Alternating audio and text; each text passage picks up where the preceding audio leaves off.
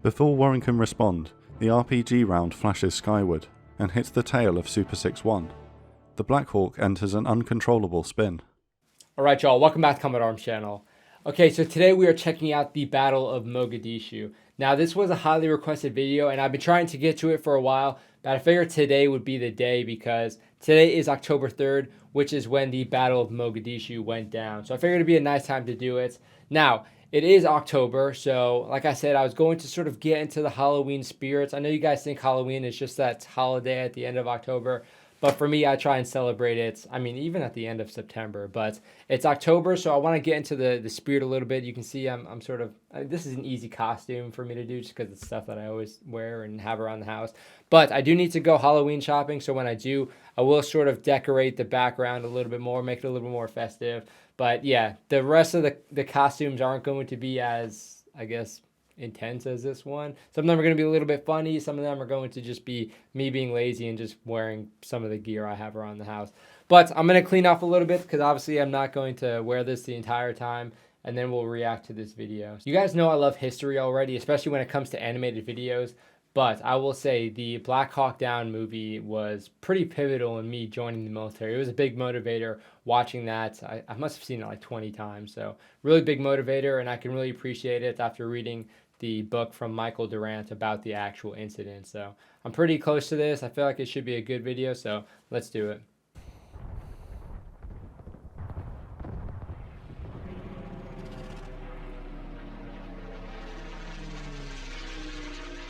Oh yeah, this YouTube channel is Operations Room. They do a lot of really solid stuff. This is Romeo 6-4 to all elements. Irene, Irene, Irene.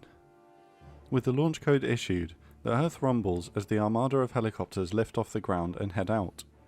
Somali spotters near the airport radio ahead to warn that the Americans are on their way.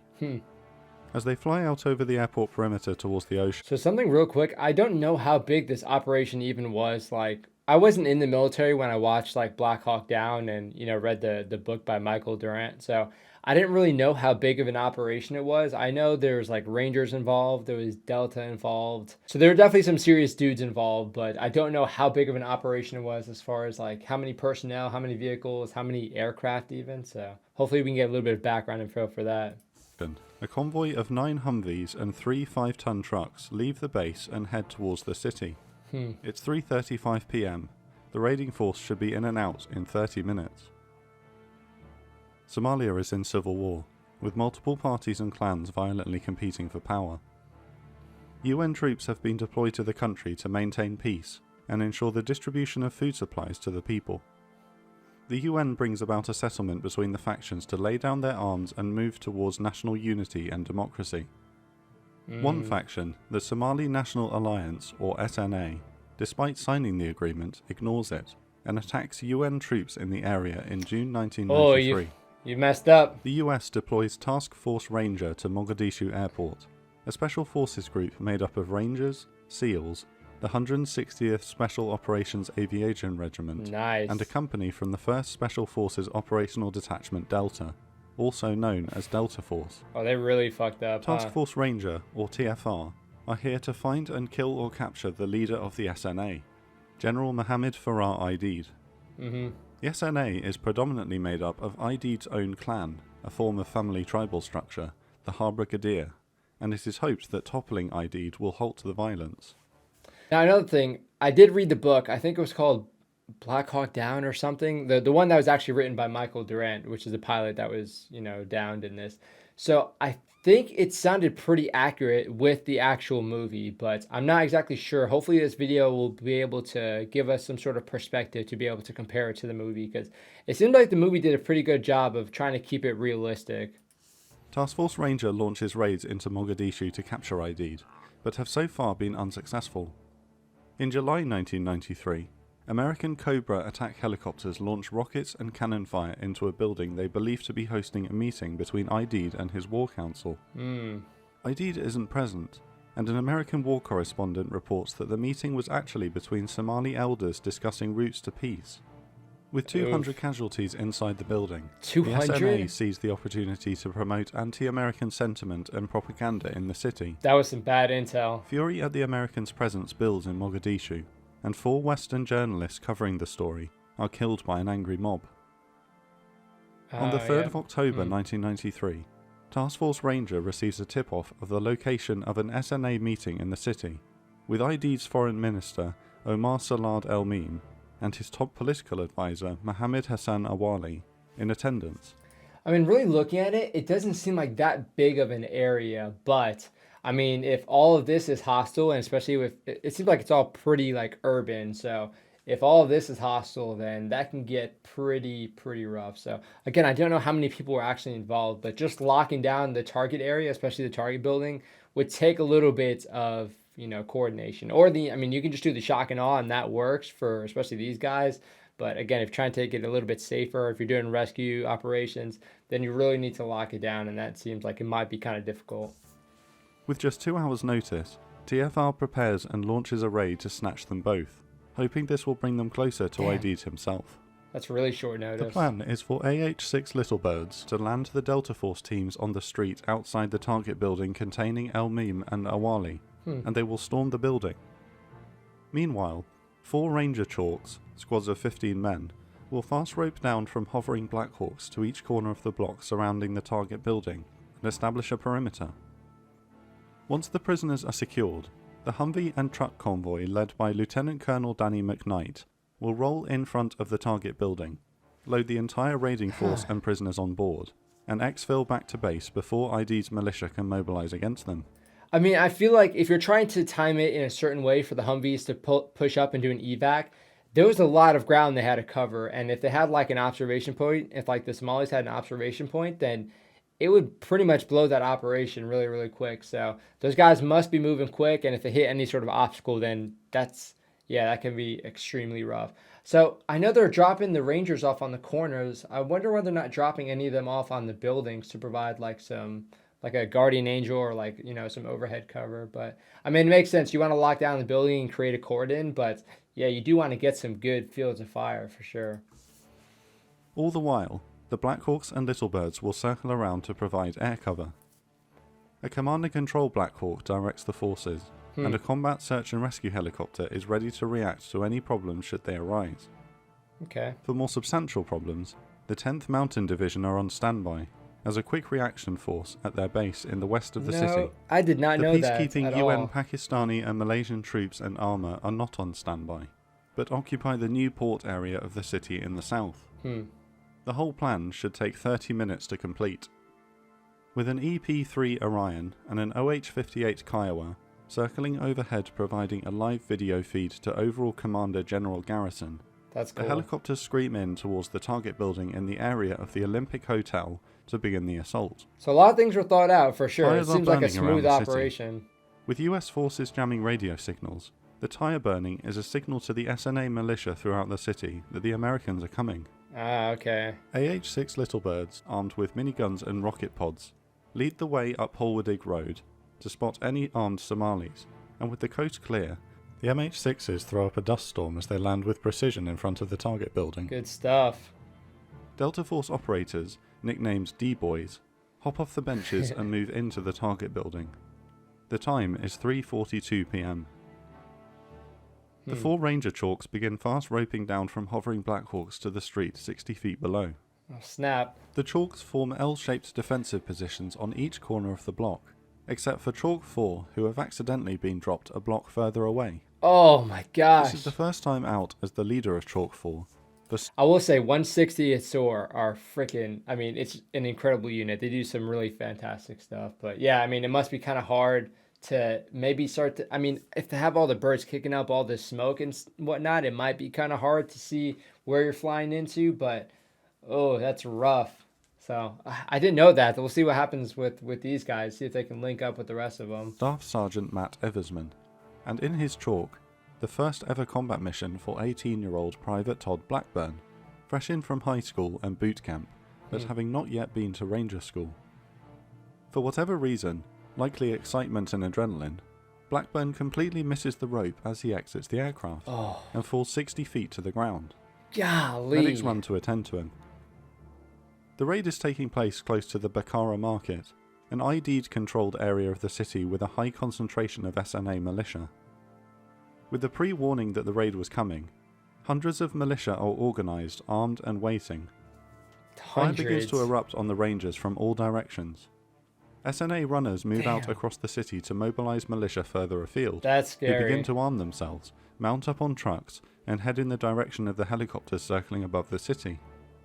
However, as the SNA are only using runners on foot, 30 minutes should be plenty of time for the raiding force to exfil from the area before the city swarms in. So I'm not sure where the helicopters are now, but I mean, if those little birds were still going to work, a minigun would be really nice, but with hundreds of fighters, I mean, it's not worth it to have the helicopters like right next to the objective because, oh my gosh, you got to imagine. It's hard to sort of get like the perspective just watching an animated video like this, but it must have been extremely intense very, very quickly, especially when you have all these guys just bum rushing this compound here. Medics stabilise Blackburn, but with the fire raining down on them, a helicopter evacuation is out of the question. They'll have to wait for the convoy. Rocket-propelled grenades, RPGs, are now being fired at the defending Rangers. Good grief. A crowd of unarmed locals are also forming around the raid site. The situation is manageable, but the strength of the resistance is much higher than expected. While the Delta operators move through the target building, the Humvee convoy arrives on the street outside and waits for them to complete their work. That was pretty quick. Eversman orders 5 men in his chalk to move Blackburn over to the waiting vehicles. Chalk 2's M60 machine gunner, Sean Nelson, can see a larger crowd, numbering in the thousands, forming further down the street he's monitoring. What? He spots an armed group following a man. Even if those guys aren't even armed, like 1,000 people or thousands of people coming into, I mean, what? How many people were here? I didn't even know. I don't know if they said the exact total, but thousands of people rushing onto a compound. It's just going to provide a lot of stress for these guys because, I mean, even if they're not, threats, they have to do positive identification for all the people coming in to make sure that they're not threats. And they don't want them coming into short range because then their reactionary distance gets much, much shorter. Confidently riding a cow out into the street in front of him, wielding an AK. He opens fire on the man, and the rest of the group scatter. Why was he riding a cow? Just at that moment, a Black Hawk sweeps overhead and looses blistering fire on the street below with its minigun. Good the group stuff. and the cow don't last long. Another group Why of was he 15 riding a Somalis cow? approach. Some are armed and using the unarmed amongst them as human shields. Okay. He first tries to aim just at the militia, but with Nelson and the rest of Chalk 2 taking fire from the group, he weighs the decision and decides he has no choice but to open fire on all of them. Oh. The group scatters, leaving armed and unarmed dead. Damn. Seeing this, a larger group of militia and unarmed locals charge at Chalk 2. Dude, look how many This there time, are, dude. without time to think about it, the Chalk returns fire. At that moment, a little bird marauds down the street above their heads and inflicts a devastating minigun run on the crowd. Damn, these guys The are display freaking of awesome brave. firepower disperses any survivors. All 4 Chalks are now being forced into the tough decision to open fire on militia who are using unarmed people as human shields. Punks, From the man. perspective of Good the grief. locals who are just arriving at the scene, they see the Americans indiscriminately firing on civilians, and the fury of the citizens grows further. Yeah, The that's hornet's not nest gonna has been help. stirred. Oh boy. Lieutenant Colonel McKnight sends 3 Humvees to carry critically injured Blackburn back to base immediately. The journey should only take 5 minutes, but they've driven into Damn. the storm. Can't wait to watch the actual Oh video my you've been gosh. looking for, huh? These ads, First, man, they're download ruining this the cool extension vibe. So you can pin on the video. They turn onto So 5 minutes, that's actually a lot quicker than I thought it was going to be. So it's not as far of a distance, but I mean, this seems like it's all uncleared route, and for them to be pushed in that direction, oh man, the that National sucks. Street to find militia on both sides firing into them, with stray rounds into each other as they drive through. Ah, Paulson, manning the 50 caliber machine gun on the lead Humvee, fires right, and Pillar in the second fires left. In look the at how furious many there torrent are. of fire, Pillar is killed instantly by a round to the forehead. Damn. In that moment, fighting for their lives, and with RPGs now flying down the street at them, a call comes over the radio from Sergeant Gallagher, a platoon sergeant with the main force at the target building. How are you guys doing? Taking heavy fire, Strucker shouts, "I don't want to talk about it." Unsatisfied, Gallagher calls again. Is that "Have you really got what any they said? casualties?" "Yeah, 1," Strucker replies, deliberately short. Who is he and what's his status? It's Pillar. And what's his status? He's dead. The busy radio network Damn, falls to dude. silence. The first, but not the last, TFR trooper has lost his life. Sustaining further injuries, Struker's Humvees continue to fight their way back to the airport. Good grief. The Delta boys have apprehended the 2 targets and a further 22 SNA prisoners and are loading them into the trucks. Good stuff. It's now nearly 40 minutes after the first boots landed. The Damn. process of clearing All the that in 40 building and minutes. processing the prisoners is taking longer than expected. There is also confusion with the Delta team waiting for the comms from the convoy to leave the building, and the convoy waiting for the Delta team to let them know that they've apprehended the prisoners. Every minute the mob grows stronger, but the Rangers and circling helicopters are so far keeping them at bay. Chalk 4 Rangers Galantine. Oh my gosh, these guys are still over here too.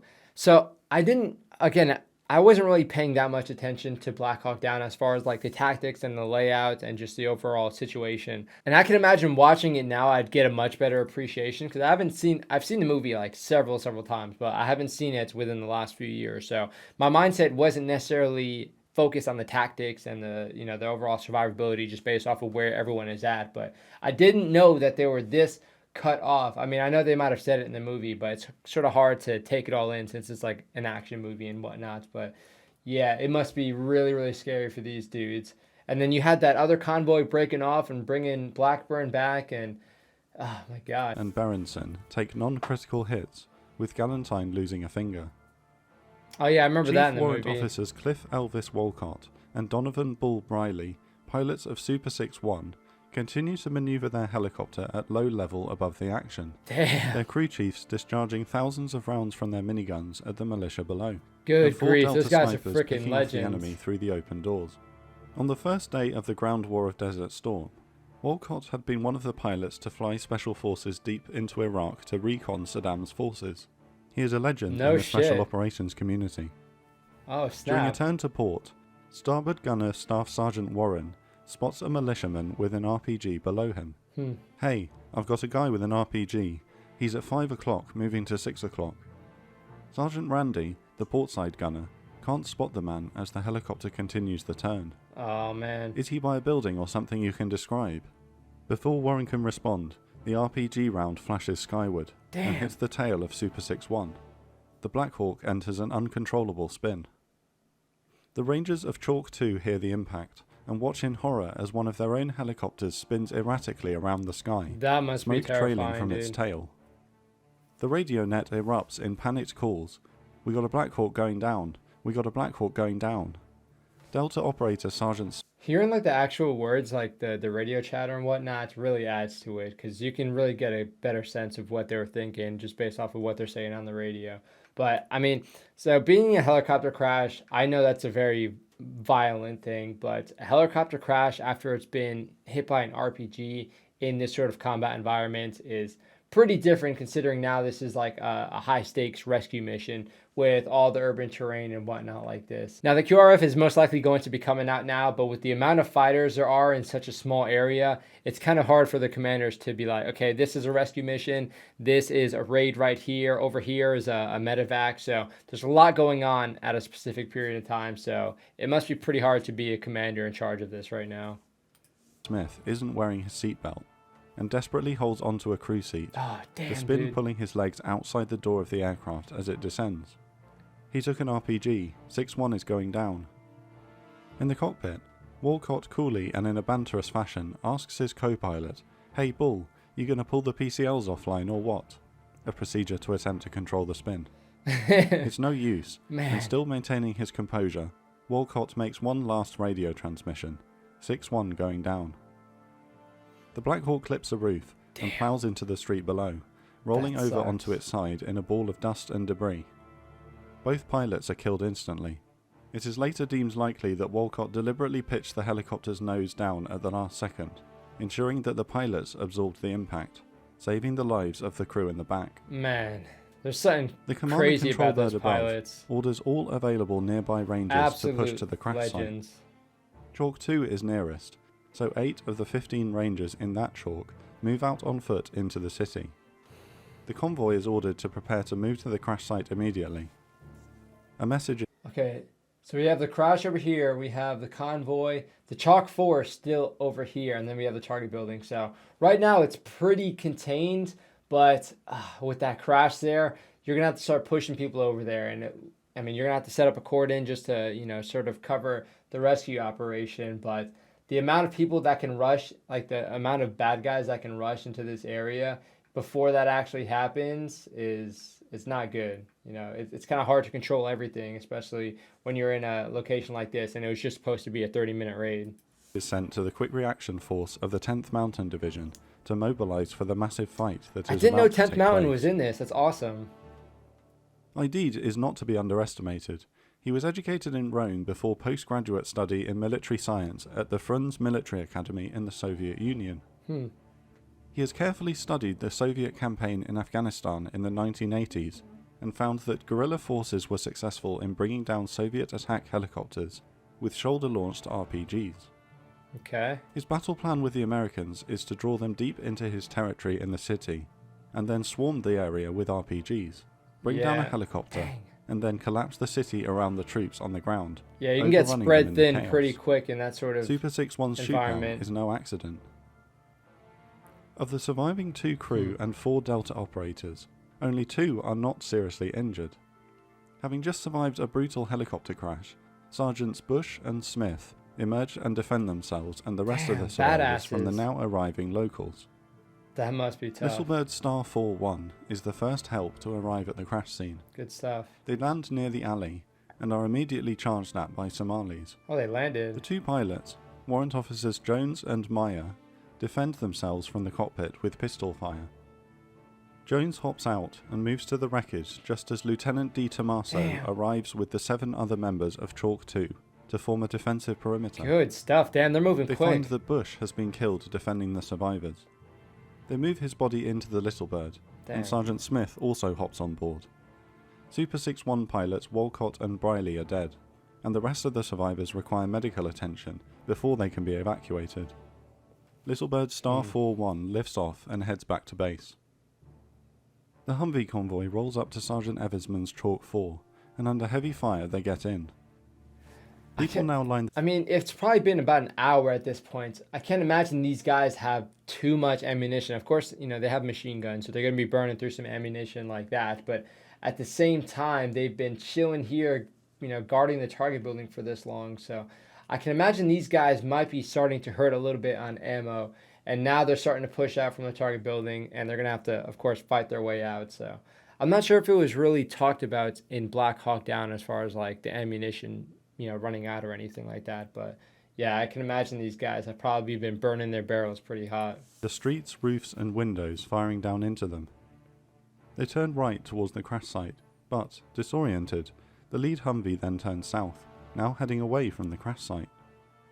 Ranger Commander Captain Steele orders the remaining Chalks and Delta operators to move on foot towards the crash. They encounter heavy resistance. Delta Sergeant Fillmore is killed en route. With one less Black Hawk in the low orbit role covering troops on the ground, the Commander Control Bird radios Chief Warrant Officer Mike Durant in Super 6-4, loitering to the north of the city. Super 6-4, this is Alpha 5-1. Come up and join Super 6-2 in his orbit. 6-4 is inbound.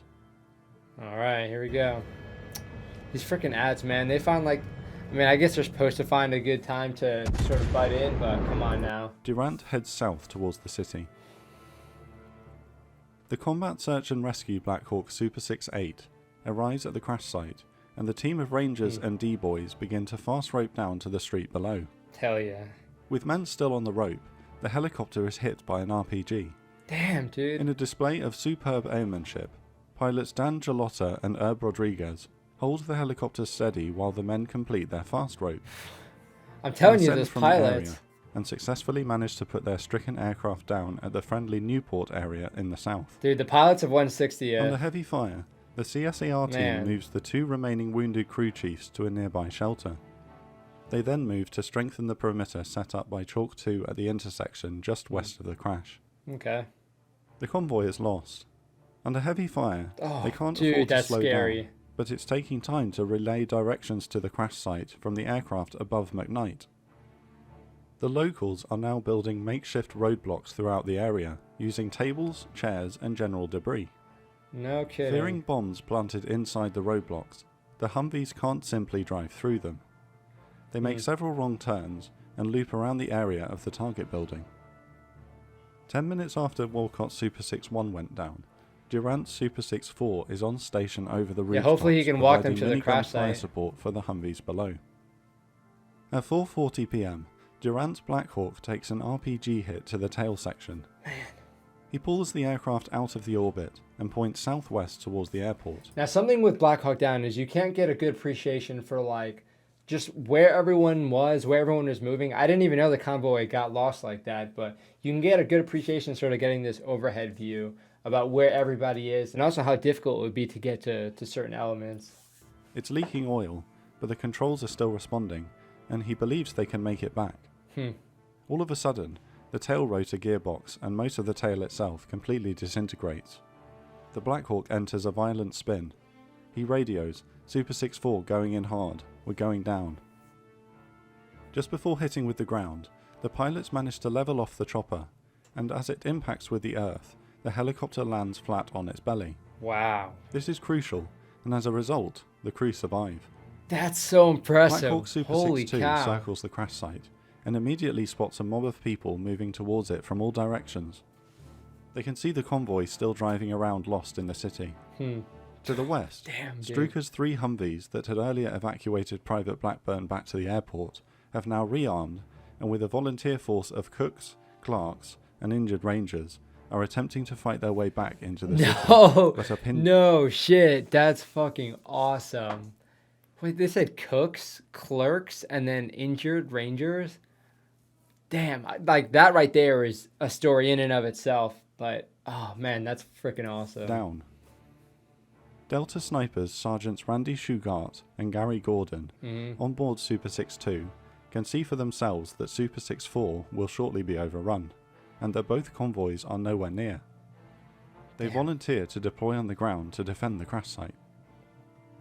At first, Badass. Harrell and Matthews in the command and control bird reject the request, but after discussion, they agree that they have no choice, and if anyone can hold off the mob, Delta Force operators, the elite of the US military, might be the only chance to save the crew of Super 6-4. That's brave. Shugart and Gordon are inserted on the ground nearby, and make their way to the crash site. They find that all 4 crewmen have survived the crash. The Delta operators carefully move Durant to a tree next to a shack on the right side of the downed helicopter. Okay, yeah. His back and leg are broken. They hand him his MP5K submachine gun, before moving to the other side of the Black Hawk to face the incoming mob. To his left They're is an taking care of alleyway. him. Durant covers their backs by Holy firing cow. on any Somali that emerges. Now, something you could get a good appreciation for in the movie itself is how many people were actually involved in like the rushing of this helicopter. And I don't know how long, these two actually lasted, but holy cow, that was probably the most emotional part of the movie itself, and probably like my favorite, just because like the courage and the heroism just for, dropping the helo and going in there by themselves is something you wouldn't see except for, trying to take care of your brother like this. So I don't know, it's pretty emotional when you actually hear about it and you learn a little bit more about these two individuals. Super 6-2, the helicopter that had dropped Shugart and Gordon on the second crash site, is now circling overhead, opening fire on the armed crowd bearing down on the crash site. Hell yeah. The RPG fire up at them is intense, and nearby helicopters warn Super 6-2 of how close the explosions are getting. Oh, snap. With snipers on nearby Little Birds also firing down on the crowd, the mob is being kept at bay. Okay, But it doesn't I didn't know last. that. On the ground, Durant hears Gary Gordon cry out in pain from the other side of the helicopter. After a few seconds, Shugart brings Gordon's weapon to Durant, loaded and ready to fire. Above them, Super 6-2's pilot Mike Gaffina sees Gordon has been killed and radios a desperate plea. This is Super 6-2. Ground element crash site number 2 has no security right now. They have one guy on the ground. Are there any nearby ground forces moving to crash site 2 at this time? Negative, not at this time. Oh my gosh, man, that's RPGs continue that's to so flash up brutal. towards Super 6-2, and finally, One connects on the starboard side of the aircraft. Damn, dude. His co-pilot and one of the Delta snipers in the back are heavily wounded in the blast. Gafina has almost no control over the aircraft and somehow manages to crash land it in the Newport area to the south. The miniguns of Super 6-2 are no longer raining lead from above, and after an hour of desperate fighting, Shugart runs out of ammunition. An hour? The mob finally overruns Super 6-4. And he ran out of the ammo, crewmen too. And snipers Gordon and Shugart are all killed. The angry locals are in the process of beating Durant to death when his life is spared by an SNA member who decides to take him to ID'd as a prisoner. Shugart and Gordon would later be awarded posthumous Medals of Honor. Rightfully the convoy so. is taking a hammering in the city, with 50% of the troops inside the vehicles now having suffered gunshots or shrapnel wounds. 50%. Struker's Humvees are unable to fight their way back in. 2 Blackhawks have been shot down, another 2 have been damaged by RPG hits, and most of the others are riddled with bullet holes. Chalks 1, 2 and 3 are taking casualties on foot fighting 2 and defending Crash Site 1. The mission launched at 3:35 PM and was supposed to take 30 minutes. The fight will continue throughout the night, and the troops on the ground are running out of water and ammunition and didn't bring night vision equipment. The situation shots all shrapnel wounds.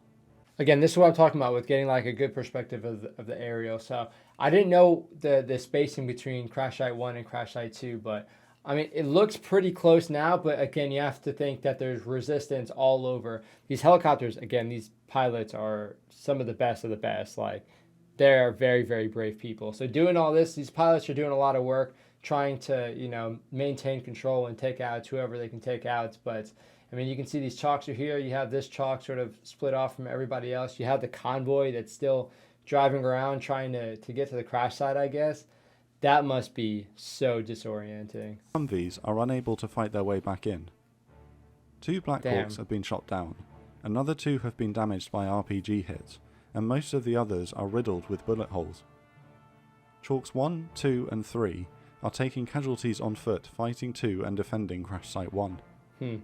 The mission launched at 3:35 PM and was supposed to take 30 minutes. The fight will continue throughout the night, and the troops on the ground are running out of water and ammunition and didn't bring night vision equipment. The situation is bleak. Damn. But the 10th Mountain Division is mobilizing. If the Rangers and Delta operators on the ground can hold out into the night, 100 Malaysian and Pakistani tanks and armoured vehicles with US Humvees can launch a large-scale armoured assault into the city. Fuck yeah. The time is now 5:40 PM. The rescue convoy won't move out until 11:30 PM. They're in the fight of their lives. Damn, what the hell?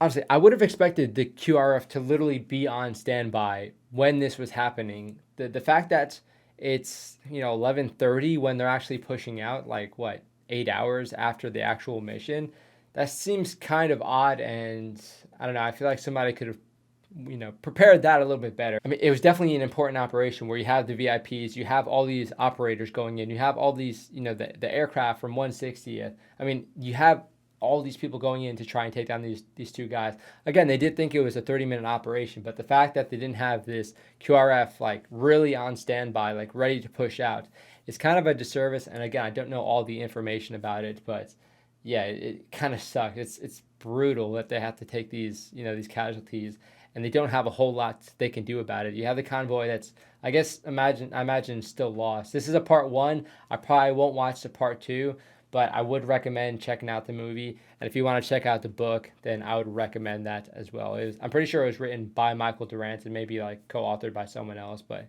it is really incredible to sort of hear from his perspective, because he was there with his MP5 trying to defend himself. Like, it's an incredible story. So I would recommend checking the movie or at least the book out if you can. But yeah, it really is an incredible operation to hear about, but I think there were definitely some shortfalls as far as the QRF, as far as having these, you know, contingency plans on standby just in case something did go south. But yeah, I don't know. Let me know if you guys have some more insight into this operation. Please put it down below, because I imagine there's a lot of incredible stories you can hear from this particular operation.